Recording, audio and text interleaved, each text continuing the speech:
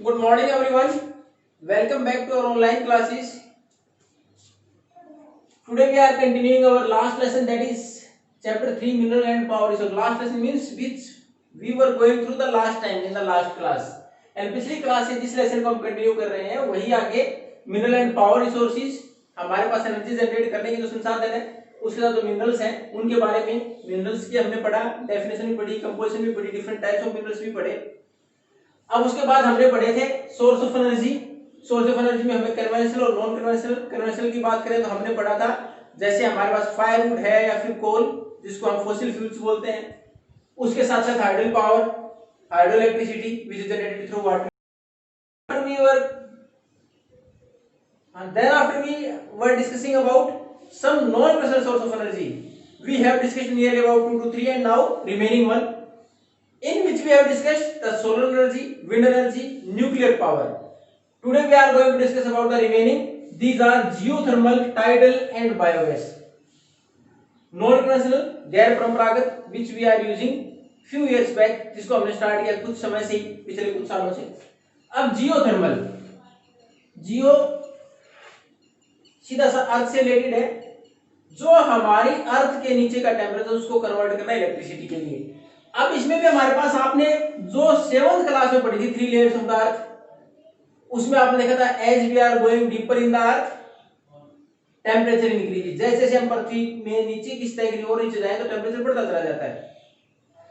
कई बार ये टेम्परेचर हमारे अर्थ सरफेस तक भी आ जाता है, जब बहुत ज्यादा गर्मी होती है। कुछ एक जगह ऐसी है जहां की वो अर्थ सरफेस तक, कई बार आप ये सुनते हो देखो उस जगह के ऊपर पानी निकलता है तो गर्म निकलता है।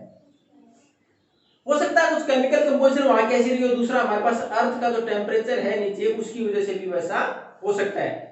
तो हमारे पास कई बार ऐसे होते हैं कि किसी जगह के ऊपर पानी गर्म निकलता है जिसको कि हम बोलते हैं हॉट स्प्रिंग्स। तो उसी एनर्जी को जो अर्थ की क्रस्ट से ऊपर की तरफ जो एनर्जी आ रही है उस स्टीम, जब सीधी सी बात हॉट स्प्रिंग से स्टीम निकलेगी, उस स्टीम को हम टरबाइन इस्तेमाल करके इलेक्ट्रिसिटी में जनरेट कर दें, कन्वर्ट कर दें, तो क्या हो जाएगी जियोथर्मल एनर्जी। जो हमारी अर्थ क्रस्ट के नीचे जो हमारे पास टेम्परेचर है उस टेम्परेचर की वजह से जो भी हमारे पास ऊपर एनर्जी जनरेट हो सकती है टरबाइन लगाने के बाद उसको इलेक्ट्रिसिटी में कन्वर्ट किया जा सकता है। उसके बाद हम उसको चाहे खाना बनाने में, चाहे हीटिंग में, चाहे बाथिंग में, गर्म पानी के इस्तेमाल में उसको इस्तेमाल कर सकते हैं। तो है जियोथर्मल एनर्जी। और इसका लीडिंग प्रोड्यूसर अगर जियोथर्मल एनर्जी की बात करें सबसे ज्यादा उत्पादन करता है अमेरिका, उसके बाद न्यूजीलैंड और आइसलैंड, फिलीपींस, सेंट्रल अमेरिका, उसके साथ साथ सेंट्रल, ये महत्वपूर्ण कंट्रीज जहां इसका सबसे ज्यादा इस्तेमाल होता है। भारत में भी इसके प्रोजेक्ट्स हैं। अब उसके बारे में आप पूछेंगे कि where are these projects in India, तो हमारा एक मणिकरण जगह है, कहां, हिमाचल प्रदेश में। कौन सी,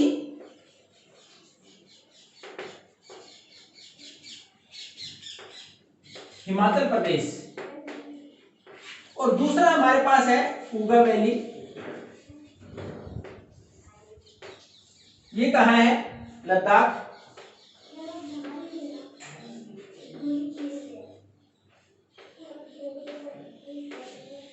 तो हमारे पास भी ऐसे दो जियोथर्मल, हालांकि ये ट्रायल बेसिस कह सकते हैं, इतना प्रोडक्शन नहीं होता कि we can generate it commercially, कि वाणिज्यिक तौर पर ज्यादा इस्तेमाल के उसको उपयोग कर पाए, लेकिन पायलट प्रोजेक्ट्स हैं। अगर ये कामयाब होते then we are moving towards the next one, हम और उसके बाद प्रयास करेंगे। तो हमारे पास दो प्रोजेक्ट हैं, ये मणिकरण हिमाचल प्रदेश और पूगा वैली लद्दाख में। नेक्स्ट है हमारे पास tidal energy, tides, the large waves in the oceans और सीज, तो समुद्र है हमारे पास, जो बड़ी लहरें उठती हैं।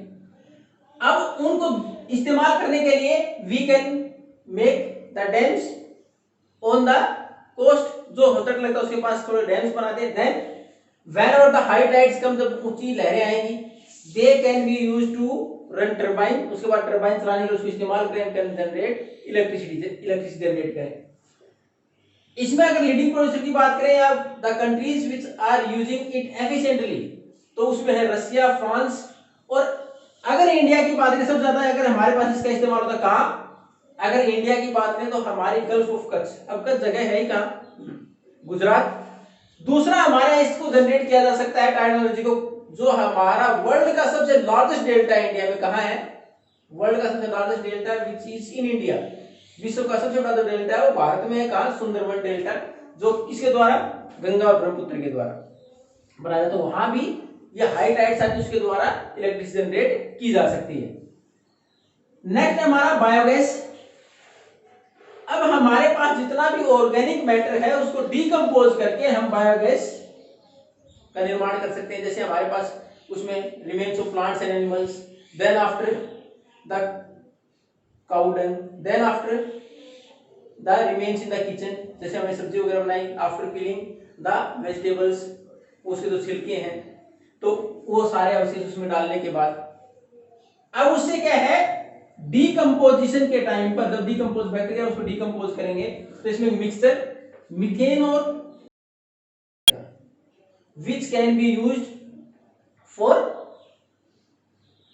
heating, हम किसी चीज को गर्म करने के लिए और फॉर कुकिंग, जो खाना वगैरह बनाने के लिए उस गैस का इस्तेमाल हम एनर्जी के तौर पर कर सकते हैं।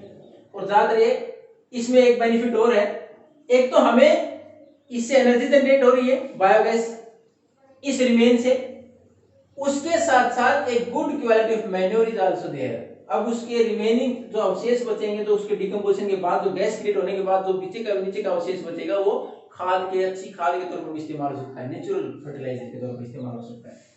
हमारे पास एनर्जी के सोर्सेज बहुत सारे हैं, we have lot of sources of energy, both conventional non conventional, लेकिन to generate the electricity of the energy as well as then after using it is slight costly, तो हमें थोड़ा महंगा पड़ता है कि कौन सी जगह से कहां।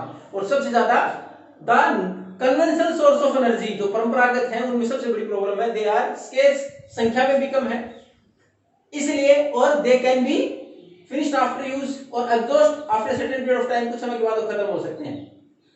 इसके लिए हमें क्या, we are supposed to use them carefully. जो हमारे पास संसाधन है, ये चाहे पावर रिसोर्स, एनर्जी रिसोर्स है, चाहे मिनरल्स हैं, उनको हम थोड़ा सा ध्यान से इस्तेमाल करें। एक वर्ड आप कई बार आपको जो इलेक्ट्रिसिटी बिल आता है उस पर भी लिखाता है, energy saved is energy generated, ऊर्जा उत्पादन के बराबर ही आप उसको सेव करें। तो यानी अगर आप घर पर आपने फैन आपका ऑन है और आप बाहर हैं, बाहर जा रहे हैं, इससे पहले उसको बंद कर दें, लाइट है उनको बंद कर दें जब उसकी जरूरत नहीं है, तो ये हमारे पास एनर्जी को बचा रहे हैं। इतना ही, इसका मतलब हम उतना ही प्रेशर कम डाल रहे हैं उत्पादन प्रोडक्शन के ऊपर, उतना प्रोडक्शन कम करना पड़ेगा, इसका मतलब हमने एनर्जी और बना ली, एक तरह से हमने उस एनर्जी को जनरेट तो कर लिया, हमने जब बाकी का मिसयूज नहीं किया, जितना हमने बचाया उतना हमारी जो जितने भी रिसोर्सेज के ऊपर प्रेशर कम कर दिया, इसलिए इसका इस्तेमाल भी थोड़ा ध्यान से करें।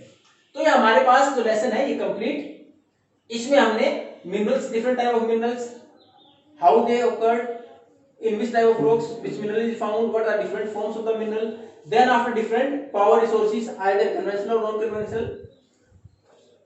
If you have any doubt then you can ask, and for question answer the PDF in the group. अब हमारे पास जो हमारा क्लास टेस्ट है उसमें थोड़ा सा अगर हमने टॉपिक की बात करें तो उसमें कॉमन क्वेश्चंस है, most of questions are covered from the exercise, ज्यादातर क्वेश्चंस ये एक्सरसाइज से कवर किए गए, देयर माइट बी वन और two questions which can be asked from the lesson also और इनसाइड द लेसन आल्सो। अगर हम बात करें क्या दो क्वेश्चन की, वो हो सकता है कि लेसन के कोई बीच से पूछ लिया गया, अदरवाइज आपका पूरा सिलेबस जो कवर किया गया ज्यादातर एक्सरसाइज से कवर किया गया है। उसके साथ साथ पहले एक्सरसाइज पढ़ने के साथ साथ go through the lesson also, lesson को ध्यान से पढ़ें। If you have any doubt you can ask, आप अगर फिर भी कोई प्रॉब्लम होती है you can ask. Thank you and